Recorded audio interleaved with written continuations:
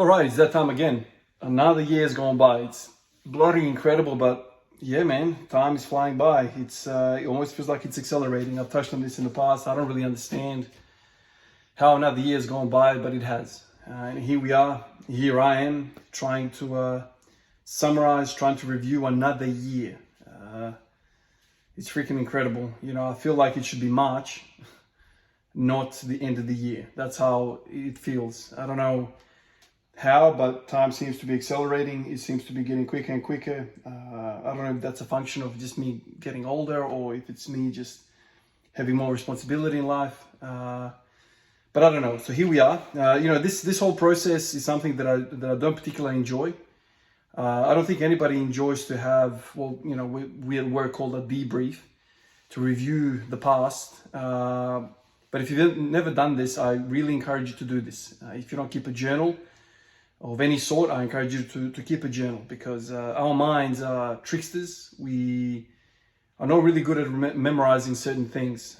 We memorize our emotions really well, but in terms of factual stuff, you can get a bit distorted and delusional. And every single time I run through my log like this, journal, and see what I've done in training, what my thoughts were, I always learn something and I always go, why did I do this? Why did I stop doing this? What happened here? It's really a learning process. So I really encourage you guys to do the same thing. It's tedious. It feels tedious to me, and it's frustrating a lot of the times because I feel like I haven't achieved enough. There's always that kind of aura around me, but that's always been the case with me. Not just in terms of training, but in terms of everything. I always feel like I should be mounting to something more. I should be achieving more. I don't know where that freaking comes from, but I guess as a rookie muffin, as a child, I always imagined myself in these high and mighty places, playing in the NBA, doing all sorts of wonderful things. As a freaking 10-year-old, I was imagining these things. But as you grow older, you kind of realize you're slotting in more and more into normality, and there's nothing really you can do about it except do the whole house, white picket fence, family, work for 40 years and then retire, hopefully healthy, and then spend a couple of years, race around the globe, and then go home and, get admitted to a freaking nursing home. I've always kind of struggled with that thought, but maybe there's some positives in when it comes to all of this, because, if you think about the people that live in the fast lane, they often don't live very long, and there's always trauma. It seems like there's always depression, anxiety, there's always mental health problems. It seems like the most happiest person is that person with the white freaking picket fence, chilling out and seeing his family grow. But it's not what the movies tell you. It's definitely not what social media tells you. But really, to be normal is to be happy. But normal is not something that history remembers. In fact, history seems to remember the evil people. I like my history, but every time I dive into history, it seems like history really, really well documents the people that killed the most amount of people. Conqueror of the world. Oh, he did this, he did that. Wasn't he a mighty king? Yeah, man, he killed millions of people. How cool is that, huh? Anyway, back to peasant life, back to peasant goals, back to peasant reviews. Have a happy new year. Hopefully it all kind of manifests, the way you want it. But I do encourage you to kind of, appreciate some of the things that truly make us happy. And that's, family, health, happiness. Those are the things. In terms of wealth and all this like egotistical, whatever you want to call it, ambitions, I think that slowly that fire dies down as you age. And you realize it was a fog anyway. Because in order for you to do some of these things, you really need to trade some things that a lot of us don't want to trade anyway. But anyway, I hope for the new year to bring me happiness. I know in the past I've had lots of freaking plans and programs and ideas about all sorts of things. But the truth of the matter is I'm very, very happy. I'm very happy, and, when I zoom in to the training bit, I get frustrated, but when I zoom out, I feel like I'm the wealthiest person in the planet. I truly feel that. I have 3 wonderful kids, a wife that supports me and my crazy ambitions. Without her, none of this would be possible. Let's be honest. She's always there for me. So, you know, I play around with my hobby, I mess around, and she's always there to allow it to happen. So she has sacrificed a lot for this to happen. So I'm very happy the kids are healthy. The kids are healthy, happy, doing well, and that's all I can ask for. Now, getting back to the review, I've month by month kind of highlighted some of the things. I went through the whole journal. You know how big that thing is, and I write paragraphs, certain points. So I've kind of ran through and kind of summarized some of the thoughts, some of the main points, and definitely I've learned something from it, and maybe you can as well. So here we go, 2023 review. At the start of the year, I came in with a unique goal. I wanted to work on calisthenics. I wanted to work on high rep stuff. Got inspired by the whole prison type of mentality. Guys with minimal freaking equipment are getting buff. And so I kind of explored that idea for a little bit towards the end of last year. Started really working with it in January. High push-ups, you know, the metabolic stress on the body to push adaptations, to push gains. And so I spent a lot of my January doing push-ups, dips, and lots of bodyweight squats. I wrote here duck squats and Hindu squats, but basically bodyweight squats. There's been several days in January and February where I was doing more than 1,000 push-ups in a day. And I would place them all around the place, right? So I think it's like 45 down, you know, so do a set of 45 and then 44, 43, you know, so I would do like between 45 and 35 and then at PM finish the rest off, that kind of stuff. So I did lots of that. I got to 70 push-ups at one point. Not the greatest of reps. I was just working on the pump. You know, I got some size. I got filled out quite well. Dips as well were doing, you know, quite well for me. Kind of got pretty good at dips. I could do 50 dips. So that was kind of cool. The bodyweight squats also was, you know, a couple of times a week, 3 times a week, that kind of thing. So January was basically a lot of that. I still kind of worked up to like, you know, singles. After I did the bodyweight squats, I would come in and do like a 20-minute session, 30-minute session, work up to a single on the squats. And that predominantly was my January. It spilled over into the February as well. Did expanded onto some more stuff. So I introduced sit-ups. I kind of highlighted the fact that I was surprised how I could get 1,000 freaking push-ups. I could get damn near 1,000 squats, but I could never do more than 500 sit-ups, which I kind of highlighted and wrote kind of extensively about why is it the fact I can't do that many sit-ups? Is that a weakness? So I kind of explored that. I remember when I tried to do 500 sit-ups, I got to like 470 or something like that. Number one, I was really nauseated. And number two, I was weak for like a week after that. It completely murdered my body. The central nervous system was spent. A lot of you guys have commented and said, dude, you can't just freaking jump into 500 sit-ups. And I was always thinking, well, I jumped into push-ups like that. Why can't I do sit-ups? What's wrong with sit-ups? So I did a lot of that, and that kind of bled into March as well. Did lots and lots of calisthenics. And as I was kind of evolving my ideas about doing the bodyweight squats, the Hindu squats, duck squats, I thought to myself, how do I continue to do calisthenics type of bodyweight stuff, but how do I progress it into a bit more power? You know, so it kind of translates a bit more to the barbell. And that's where jumping started. And jumping was probably the highlight of the year. It started the most successful squatting period of my life, I would say. It started the 200 kilo squat streak. So I would hit 200 kilos every single day for 31 days. That was incredible. And all of that was done because of jumping. And there was lots of conversations about, you know, the mechanism behind jumping and why it did that to me. There was a term, which I forget now, essentially wakes up the central nervous system. I forget the term now. There's a nice little neat term that you kind of describes this phenomenon, which is essentially this nervous system kind of post-activation something. I forget now. And really kind of sparks up the nervous system, really wakes you up. And when you get under the bar feels so freaking light. So I always said to myself, this is going to be in a special box in my mind. You know, whenever I want to peak, jump. Whenever I want to, you know, feel strong, jump. I didn't feel it translate really well to to deadlifting, but squatting definitely. So that kind of made me think about, go back to Louis Simmons, started watching a lot of those videos about, bands, chains, accommodating resistance. How can I introduce power into my workouts? Then I ordered some bands from Rogue, a whole bunch of different bands, and I tried to implement some of these ideas with bench press. So initially I was kind of doing clapping, throwing push-ups on the ground. Then I worked onto the barbell, just kind of like trying to go quickly. Then I thought about throwing the barbell. That kind of scared me a little bit. So then eventually I put the bands on, and the bands were great, but I think I went in too uninformed and I hurt myself. And the injury was screwing me up big time. So I put the bands on and I injured something in here it's called a golfer's elbow, but it's basically medial condyle tendonitis right in there.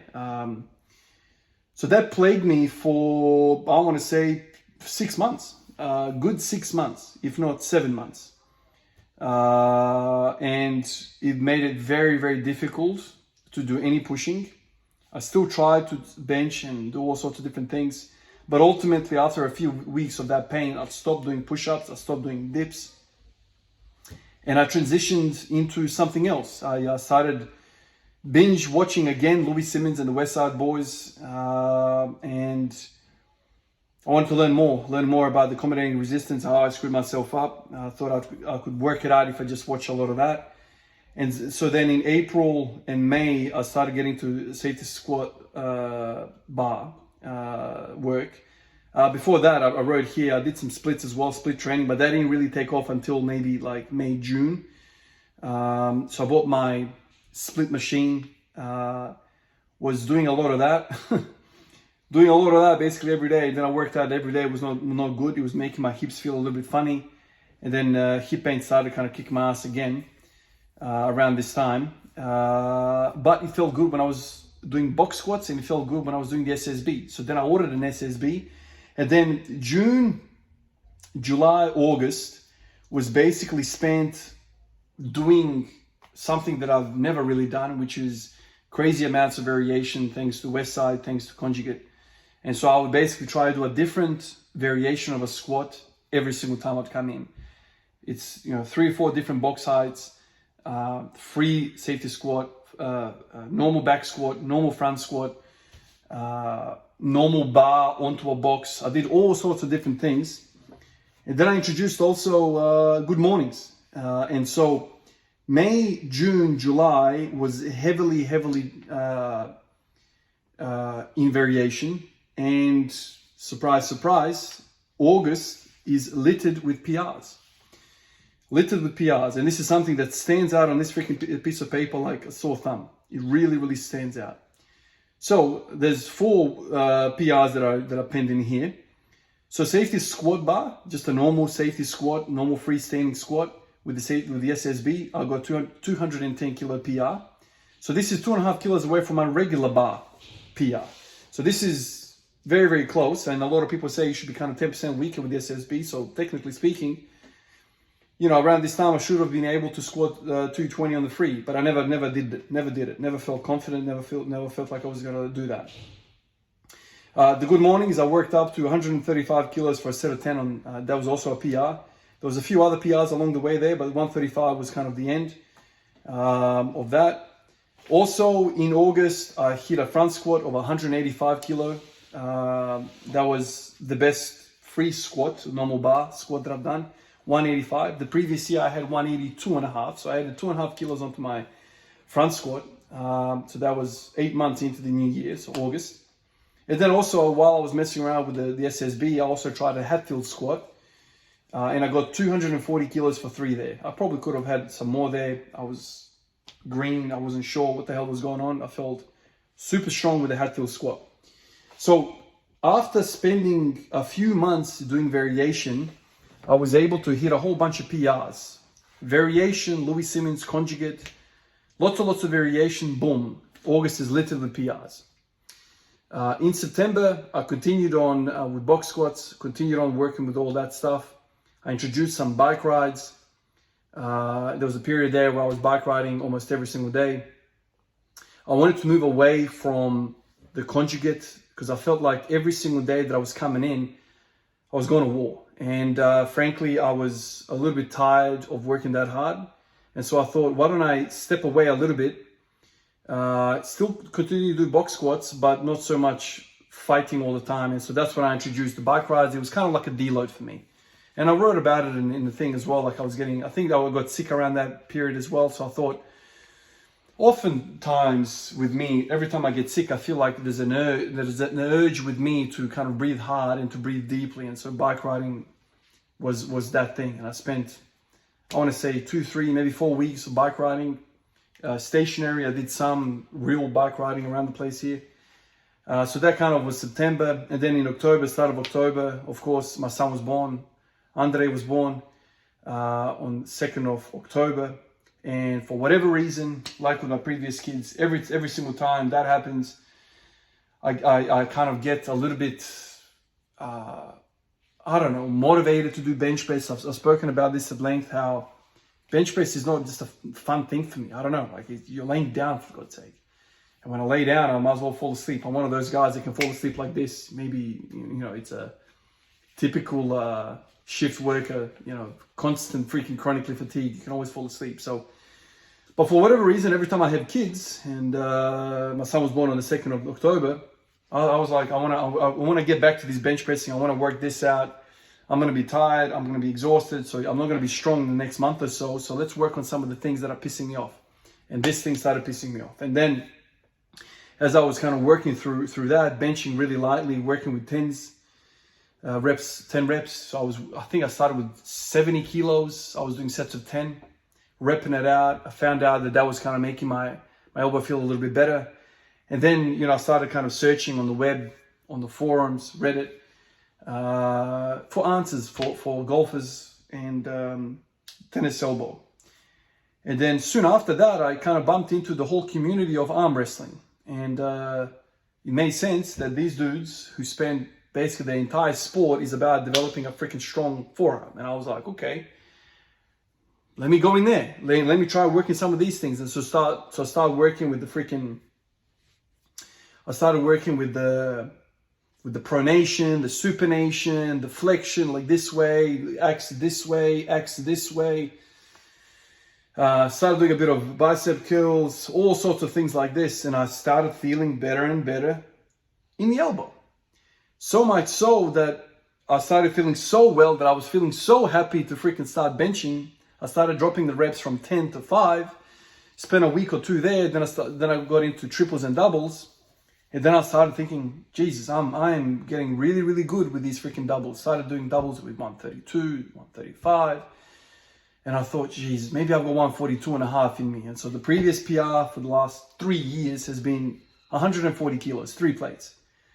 In the following 3-week period, I was able to hit 142 and a half, 145, 147 and a half, and then 150. So currently my bench is 150 kilos. So this whole year, the last 2 months, I've had the most success with bench press. Out of all the things that I thought I was gonna, put my energy in and get freaking progress, it was the bench press. The least the least fun, the least favorite of the 3 lifts. I was able to hit all these freaking bench PRs. So 10 kilo PR this year, which is fantastic. Not only that, but my elbows are feeling awesome. And it's all thanks to rotation and flexion and extension, all of these freaking exercises. I started using the hammer. I've spoken about this at length.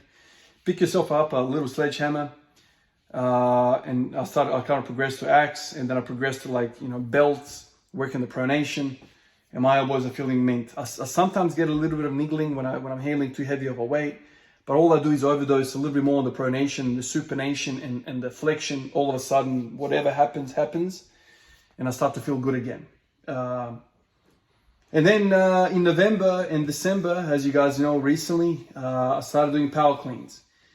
Now, how did the freaking power cleans come in? Well, it was all a progression from jumping. I had a couple of months break from working hard in July and August. So I thought, let me start kind of jumping again. And I started thinking to myself, okay, so how do I progress jumping? Depth jumps, box jumps, all this sort of stuff. And then I was like, why don't I learn how to do power cleans? And I could muscle clean with all my freaking shitty technique, 90 kilos. And then over the following month, it's been probably a bit more than a month now, I've been able to somewhat progress in my technical ability when it comes to cleaning, hip contact, ducking underneath, catching the bar. So currently I've got a power clean PR of 120 kilos. I did 100, then 110, 120. So a whole bunch of PRs basically from the middle of the year to the end of the year. The first part of the year was a whole bunch of experimentation. March was also that streak. So when I look at the paper like this and I'm like, well, there's been quite a lot of, let's see my notes. There's been quite a lot of success. Although, recency bias tells me that the later part of the year was better because of all the bench PRs and power cleans and whatnot. But I think all in all, I'm gonna say happy.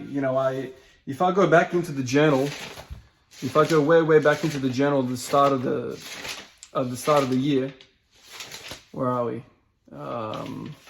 At the start of the year, I'll read you the goals that I had for this year, which is a freaking joke, right? It's always a bloody joke with me.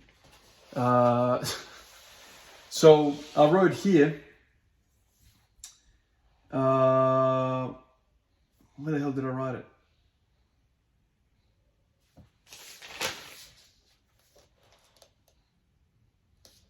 Why isn't it freaking here? Where did I put it? Oh yeah, here we go. 2023 goals. A whole bunch of failures. But anyway, the 2023 goals were this, and they're very, very ambitious. I'm always freaking ambitious at the start of the year, like everyone is. Everyone wants to go to the gym, and then you see a million people in the gym, and by February, everyone's gone. I have a little bit of that myself as well. I'm so hopeful about the next year. Listen to this. I wanted a 230 kilo squat. I got 0. I wanted 160 bench press. That was weird because that is ambitious. But in the last 2 months, I put on 10 kilos. So maybe 160 kilos will be possible next year. I don't know. Deadlift, I wanted 280. I didn't get anything. So squat and deadlift, 0. Front squat, I put here 200 kilo freaking front squat. Wow. Yeah, no worries, mate. I got 185. And then push-ups, pull-ups, and dips. I wanted 100 push-ups, 30 pull-ups, 100 push-ups, 30 pull-ups, and 50 dips. I got 50 dips. So out of all of that, I got 1, which is the dips. Which leads me to my next thought, which is there any freaking value in putting goals? All the experts will tell you that there is value.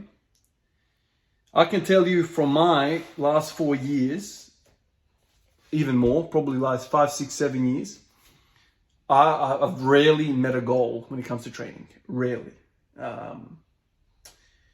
Now, that is not from a lack of effort. That is not from a lack of work.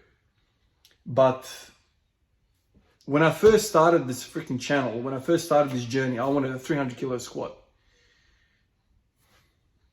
I didn't have the knowledge back then to understand that a 300 kilo squat was super, super elite. The way I do it. The way I wanted to do it. The way Clarence Kennedy, Etienne. All of these guys are super elite, and I thought I could do it. Starting at the ripe old age of freaking 25 years old. So it's very, very difficult to get to these super levels. And I feel like every year, the goals that I've set are a little bit more, less ambitious. A little bit less ambitious as I went along. And I've gotten to a point now at the end of 2023, and I'm like, what is the point of goals? The whole point is you work really, really hard to get the maximum you can every single year. No one's, going, I don't want to get too strong. No, we're all kind of redlining and we all want to get as much as possible. So what is the point of giving some freaking random figure? You're going to want to get, past that figure anyway. So it's not like, If by July you get to your goal, you're like, all right, I'm going to stop now because I've already got my goal. No, you're going to keep pushing on. And so I'm in two minds about actually writing anything down for next year. No worries. I want a 230 kilo back squat, 170 bench press. I want a 280 deadlift. I want a 200 front squat. I want 140 power clean. Whatever, man. Like, I don't know. All I know is that I have some ideas what I want to work on. Obviously, continue to squat. Continue to try and get a back squat PR after 2 years. Front squats are really well. I seem to be, pushing that along every year. Learn how to power clean properly. Learn to get to maybe 3 plates. Continue with the bench press. Just continue with the success that I've had in the later part of the year.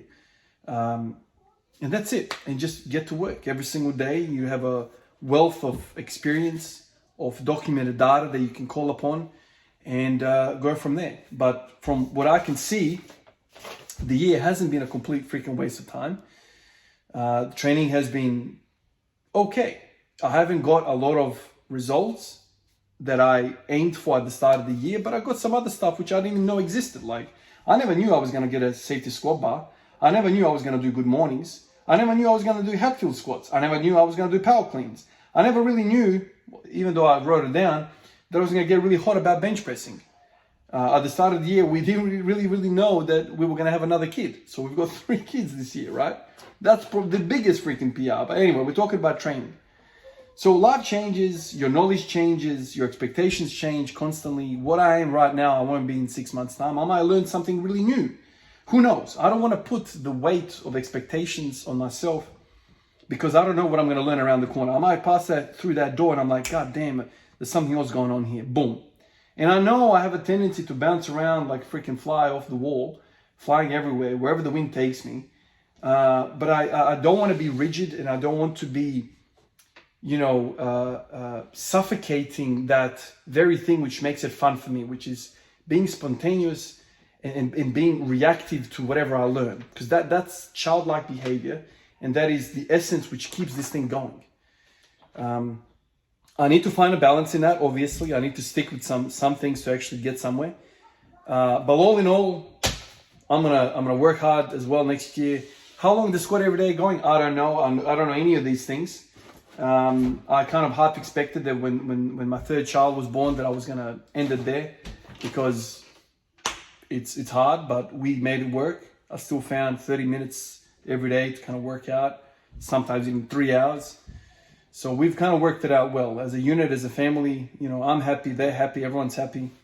It might end next year. It might end in 3 days' time. I don't know, but I'll continue to train as far as I can, as far as I want to, and I'll let the wind take me. If one day I wake up and I'm like, you know what, screw squatting every day. It's gonna be school squatting every day. But whether people are watching me or not, this is a journey for me. The training log is there, and now today I've also announced, I don't know whether you guys have seen, that I'm going to start writing a bit more. Writing is something that I enjoy. I put it I'll do lots of writing in my journal here, in my log. I'm going to try to do it on the computer as well. Put some thoughts down on electronically. I'll be uploading some of these thoughts, some of these articles, some of these write-ups on Patreon. You guys will be able to kind of see what I'm thinking. It's going to be about training mostly, I suppose, but it's also going to be, general life stuff. I feel like when I'm on a video like this, even though I can express myself fairly well, I feel like when I sit down and I really think about the words that I'm writing, I feel I can get a better message across. And it represents my true thoughts a bit better. Anyway, guys, this is a long-ass video. I want to say Happy New Year to everyone. Take care of yourselves. Celebrate tonight, but, take care of yourselves. It's always around Christmas and New Year's that people get into trouble. So, spend quality time with your family, your loved ones, your friends.